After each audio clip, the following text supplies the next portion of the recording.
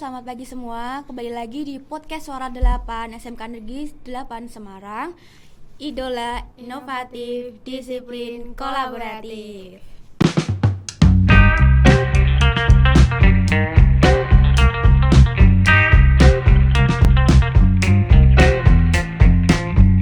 We can hear your voice.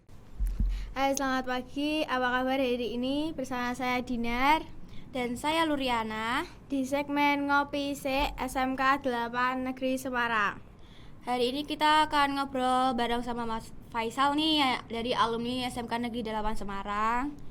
Kita akan sharing-sharing bagaimana pengalaman Mas Faisal selama sekolah di SMK Negeri 8 Semarang Dan setelah lulus ya. Lalu mungkin bisa perkenalkan dulu, Mas. Oke, baik. Perkenalkan, nama saya Faisal Barik Maulana. Saya tahun ini berumur 18 tahun. Pekerjaan saya sekarang part-time back-end developer di Nore Inovasi. Oke. Mas Faisal kan ini sekarang bekerja sebagai programmer ya. Katanya dari SMK 8 lulusannya TCKT. Kok bisa gitu minat ke programmer? Ya, yang pertama itu waktu itu aku itu nyari-nyari di Google kerjaan yang gajinya paling tinggi, yang gajinya tinggi. Ya, terus dapet deh itu programmer. Karena gajinya tinggi jadi aku tertarik. Lalu yang kedua karena kerjanya itu pakai otak, nggak pakai fisik. Nah, aku kalau kerja pakai fisik itu nggak bisa. Aku udah nyerah kalau kerja pakai fisik. Terus udah sih kayak gitu. Oke, bagus. Ya.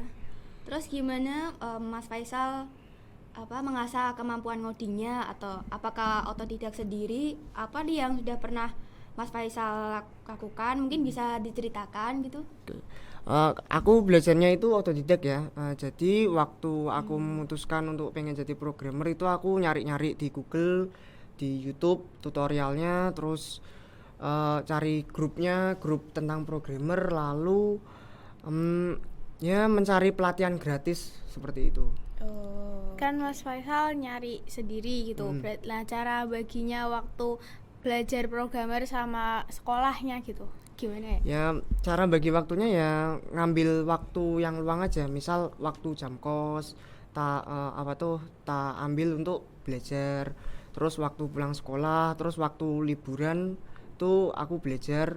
Walaupun semua teman-temanku itu pada main, asik nongkrong, asik liburan, itu aku di rumah belajar seperti itu. Keren. Yeah. Terus kok bisa Mas Faisal lulus langsung dapat pekerjaan gitu? Ya ceritanya gimana? Singkat aja ya, sebenarnya itu aku itu kerja itu dari waktu kelas 12 semester 1, waktu masih sekolah. Nah, waktu itu kan tempat magangku dulu. Waktu selesai magang itu aku ditawari sama Pak Nur Prayetno selaku bos atau CEO Nore Inovasi. Setelah lulus sekolah, mau nggak kerja di sini supaya bisa disambi kuliah juga. Asalkan, tapi beliau memberi saya syarat, asalkan itu kuliahnya itu di dalam kota, karena saya pernah cerita kalau aku tuh mau ke luar kota, ke UGM atau UI, mau kuliah di sana. Terus waktu beberapa bulan kemudian setelah magang, waktu bulan September, aku itu memutuskan untuk kuliah dalam kota. Aku ngincar Undip. Lalu aku ngabarin beliau kalau aku tuh mau kuliah di dalam kota supaya bisa memenuhi persyaratan dari beliau, yaitu kuliah dalam kota. Nah, akhirnya terus beliau menjawab, besok disuruh datang ke kantor, besok datang ke kantor aja ya. Nah, terus diwawancara, berbincang-bincang sedikit, terus tiba-tiba disuruh kerja mulai besok, hari ini tanda tangan kontrak kerja. Terus aku mikir-mikir dulu sebentar, ternyata ya bisa sih, soalnya kan waktu itu sekolahnya online. Jadi lumayan untuk bantu-bantu orang tua kan juga bisa. Terus untuk mengimplementasikan yang tak pelajari ke dunia kerja langsung kan lebih enak ya, seperti itu makanya sampai sekarang. Keren. Ya. Berarti bagi waktunya rada susah juga Kak. Mm-mm. Apa mungkin kesulitan waktu belajar gitu? Soalnya kan aku di jurusan PPLG juga. Kayak kesulitan apa yang dialami waktu belajar? Kesulitan sih ya waktu apa tuh, karena aku nggak ada mentor ya, aku nggak ada yang ngajar apa tuh, belajar sendiri ya. Mungkin kesulitannya di situ sih. Eh, apa tuh, kalau ngestak aku nggak tahu mau nanya ke siapa, nanya ke grup juga kadang dikacangin juga sama orang-orang grup ya, seperti itu mungkin kesulitannya. Nah, ada nggak sih pengalaman yang unik atau aneh gitu waktu belajar programming atau mungkin waktu udah kerja? Sering nganu sih, yang pertama sering dikira hacker, sering dikira itu apa tuh, disuruh ngembaliin akun Instagramnya atau disuruh ngehack akun orang lain gitu, sering terus sering disuruh untuk ngedit video, ngedit foto, padahal kan aku cuman buat website ya, aku di bagian website, tapi disuruh seperti itu. Terus yang kedua mungkin awalnya itu aku kira itu mudah, karena kelas 1 kan ada pelajaran tentang pemrograman kelas 1 aja, kelas 10. Waktu tak pelajari lebih dalam itu ternyata itu susah. Ya, seperti itu. Jadi aku kaget itulah. Terus yang ketiga mungkin bukan pas belajar sih, pas udah kerja itu aku dibilang nakal sama salah satu guru. Dibilang nakal. Mungkin itu kasusnya karena itu ya, waktu itu kan sekolah offline tatap muka dibagi jadi 2 sesi, kelas pagi sama kelas siang. Mungkin waktu itu aku kebagian kelas siang, terus aku tukar sesi sama temen kelas pagi. Mungkin guru tersebut nggak datangnya pas kelas siang. Nyebut namaku, itu salah satu temanku bilang, Faisal kerja pak, mungkin kayak gitu. Padahal kan aku udah masuk dari kelas paginya, tapi tetap aja guru tersebut malah mendukung setelah tahu hal tersebut.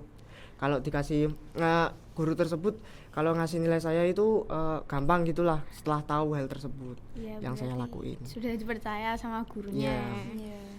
Kayak Keren mungkin banget loh. ada pesan nggak buat aku yang dari jurusan PPLG gitu biar lebih Buat mudah. semua, Iya, apalagi buat adik semua kelas. sih, adik Aku juga kelas. TKJ loh.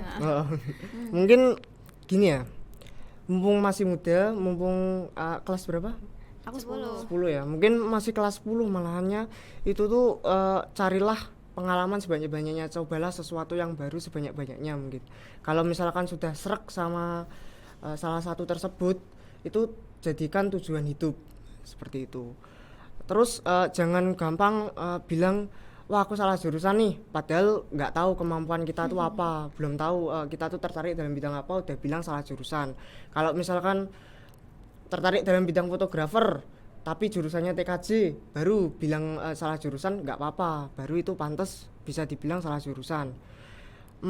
Kalau salah jurusan ya jalani aja, walaupun salah jurusan ya. Guru itu yang penting itu kita mendengarkan guru terus masuk aja, itu udah enak kok gurunya kok. Sudah diberi nilainya udah. Kalau ngatasin yang salah jurusan gitu tuh biasanya gimana? Kan kayak kita lebih suka condong ke suatu yang lebih sana, tapi kita malah masuk jurusan yang salah. Nah itu tuh kayak ngatasinnya Biasanya gimana? itu karena disuruh orang tua gitu Iya. ya. Jalani aja, lumayan kan punya 2 skill. Nah, iya juga ya. Kalau Mas Faisal dari dulu pingin masuk ke TKJ. TKJ. Terus akhirnya ternyata tertariknya ke RPL. Pas waktu apa tuh akhir tahun bulan Desember kelas 1 semester 1 akhir. Waktu itu aku tertarik ke programming. Nah itu kan orang tuanya Mas Faisal taunya masuk ke TKJ. Kayak tanggapannya dari kok pindah ke programmer gitu. Sebenarnya sih orang tua saya tuh mendukung, mau salah jurusan juga mendukung. Yang penting yang penting itu ditekuni lah, anak-anaknya itu nakuni hal tersebut, udah seneng kayak gitu. Oke, sudah banyak ngobrol kita hari ini. Semoga pendengar bisa menjadi terinspirasi dengan cerita dari Mas Faisal. Terima kasih kepada Mas Faisal sudah menyempatkan waktunya untuk datang kemari. Sebelum kita closing, kita salam idola dulu. Kita udah ya. salam idola nih. Yuk, Masih inget 1. gak? Agak inget. Oh. Wah, sudah gak Oke, inget. coba ya. Ya. 1, 2, 3. Salam Salam idola. idola. SMK Negeri 8 SMK Negeri Semarang. 8 Semarang. Idola. Idola. Inovatif, disiplin, kolaboratif. Oke. Makasih, Mas. Ya. Makasih. Tetap pantengin terus podcast Suara 8. Kita akan selalu membuat konten-konten menarik setiap minggunya. Tetap semangat, jaga kesehatan kita. Bye bye.